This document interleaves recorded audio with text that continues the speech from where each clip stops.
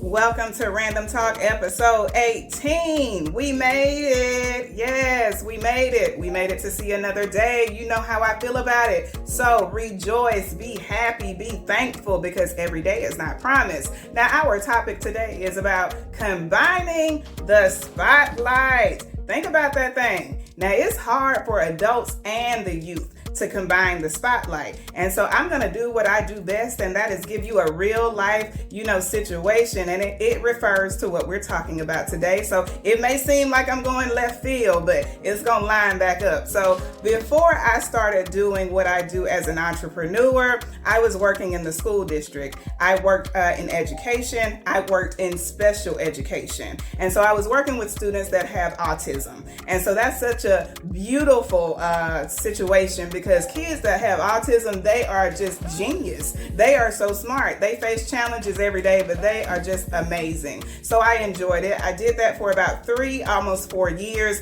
and I shifted over to behavior. And so behavior ended up being like my number one favorite. I never would have thought, but I enjoyed behavior because there are so many levels to behavior. And I remember when I was younger, I was very misunderstood because our actions don't always reflect who we are deep down. It comes from different things and different life experiences. So I was teaching social emotional learning, and how this came about is that the students would have to score. So a teacher would have to do a survey, score them, and then if they scored high enough, meaning they were not manageable in the classrooms, they would have to come to me, and I would have to create lesson plans that were within the state code, state regulations, lesson plans on social emotional learning.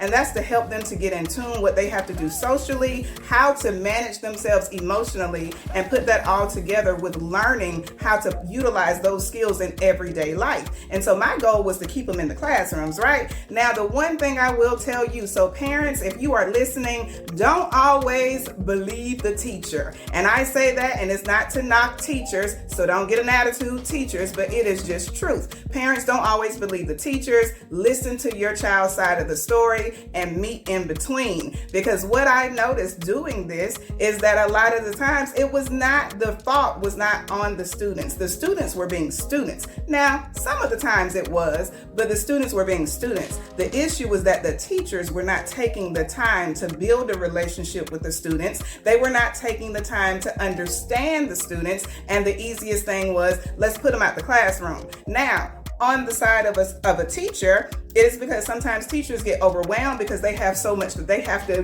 put into a day in a classroom. They just don't they don't have the time to deal with the behaviors. And it's almost like let's work like these robots. And in an everyday setting, it's just not going to be that way. But that's where I came in at. So I would have students with 6 to 8 students in my groups. And they would, master these social, emotional skills. And I would teach them how to deal with it in the classrooms. And they would excel. It got to a place that they would become a totally different student. You get what I'm saying? In these social classes, it would be that most times the kids would just bicker with each other because they had differences. They were facing different challenges. But I forced kids that were just opposite to be and work together. Why? Because that's what we're going to have to do in this life. We're going to have to force ourselves to combine with people that we may not understand, but it doesn't mean that we're bad. We may have different ways that we are brought up, but it doesn't mean anything is wrong with that. So usually I taught them it is okay if someone else receives a compliment. It is okay for you to give someone a compliment. And so what they learned is that they could combine their spotlights and shine together, and they learned how to utilize that in the classroom. So those small groups that I was teaching, it went to them doing a pilot, and I was able to do it with every classroom in the entire school. So that's what I mean by combining the spotlight. Now let me shift over, because in real life situations, people have the hardest time shining the spotlight. Let me tell you what I mean by that. So shining the spotlight does not mean that you get to shine, but the other person who has light has to dim their light for you to shine. So the same way I taught those students that you have to shine your light, allow the other to shine their light, and you shine together. That is what is happening with Novelty Woman Speaks and Random Talk. So let's get on into the celebration. So if you've been watching those motivational videos, I told you that I am celebrating because I feel like I'm over here winning in the United States, and the people in Niger State, Nigeria are winning too, and we're going to combine these spotlights. And so I'm going to bring on in Nigeria to Random Talk. And I say that for so many different reasons. Now, I have just had a dream.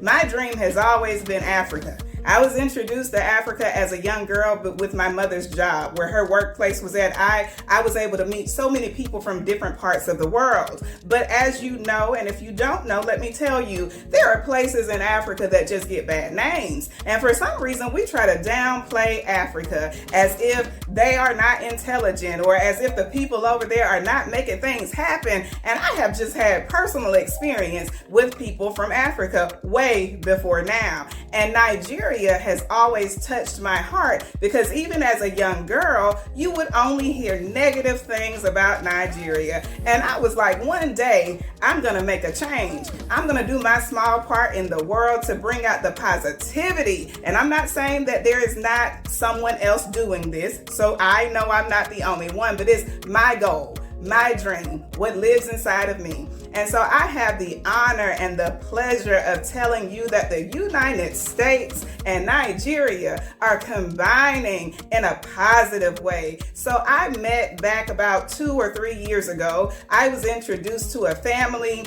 in Nigeria. And so they're all separate because a lot of times people from Africa, they move and they're in different places. And Africa is so huge that they can be in the same country, but still be so far apart. But either way, I have met this family and all of them are so talented in different ways. But there was this one who is, I say he is like me and I am like him. It's just those type of people in the world. And without further ado, let me tell you, his name is Samson. And without further ado, let me tell you, his name is Samson, and he lives in Niger State, Nigeria. He is a man that wears many hats, and I can relate to that, but he is also a person who is not looking for the direct spotlight. He is focused on the mission of what he is doing, and that is just so much like what I am doing. So through conversation, I was explaining what I wanted to do just with my platform and how I want to bring awareness and attention to Africa, but especially Nigeria. And just through that small conversation, I was listening to what he does in Nigeria. He has a job that pays him, but then he is also a minister. And so he's out in the community doing different things and trying to encourage and trying to help. And he and his brother and other people are educating. And so I said, oh my goodness, I'm just in awe because that is so much of what I desire to do.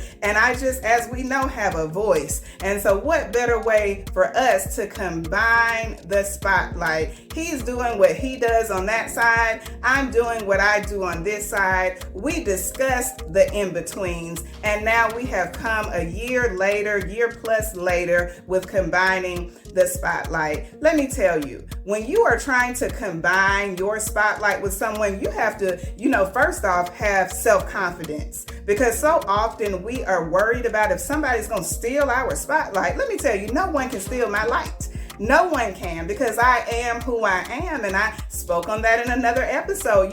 Be who you are. Be proud about who you are. And so there has never been conflict. But the same way I told you about the social emotional learning with the students in the school, and I had to teach them to overcome their challenges and their differences and learn how to combine their spotlights. As you know, I'm a U.S. citizen. And so I'm born and raised in the United States. Samson is born and raised in Nigeria, and we are different. That makes us very different because the cultures are different. But guess what is the same? His mission, my mission. And so we are combining those two. And what is going to happen in the next episode, you and other episodes to come, but the upcoming episode, you are going to be able to witness things that are happening behind the scenes in Niger State, Nigeria. And no, it will not be the bad. We don't have to point out everything that is a fault. And can I say this on this platform so everyone can hear? I don't care where you are. Everywhere you live. I don't care if you are in the United States, South Africa, Nigeria, Ghana, Europe. I don't care where you are. Every country has their own issues. Every country has crime. They have people that are scammers. They have people that are not always the best people. We have it everywhere. But for some reason, Nigeria, oh my goodness, you just hear all the negative. But let me tell you firsthand, I have people here in the United States that I know that were born and raised in Nigeria and they moved here to the United States. Wonderful people. But the people who are still over there in Nigeria, I have met some of the most amazing people, not in person, but some of the most amazing people that are doing amazing things. And that is what is going to be pointed out. I want to point out the differences, the education that goes on in Nigeria versus here in the United States, the culture of Nigeria, which in the United States, I don't feel we have much culture, but you know, we are free-spirited over here. So we have the freedom to do so many different things. But that is what this combining the spotlight is going to be about. And before anyone says it, before anyone implies it, let me put this out there. Samson has never asked me to pay him for the content that he has sent to me. He just heard my mission. He heard my goals. He heard my dream. And before I knew it, Samson was sending me content. Now, for those of you that struggle with patience and that struggles with trust, you have to trust the process. I told Samson, I'm going to put this on the platform, but I just have to pray over it. I have to figure it out, because even though I wanted the content, it would have served him no purpose, and it would not have served me any purpose if I would have just dived into it and jumped into it and done it right away. So whatever you do, you have to pray about it. You have to build relationships with people that you can trust, at least for the most part, because we can know people a lifetime and never know them at all. But the one thing I want to say about Samson, and he will be the first to hear this now too, is that he did not constantly make me wait. When we discussed what we had to discuss, Samson just got onto it. He got with it. And I'm talking about this person, he goes to work every day. He goes and he's a minister. So he goes and he preaches on Sundays and he does other extracurricular activities with the church. But then he's also doing the missionary work that happens outside the church. So within all of that, he still found time to deliver the content that he wants us all to see about, hear about, learn about.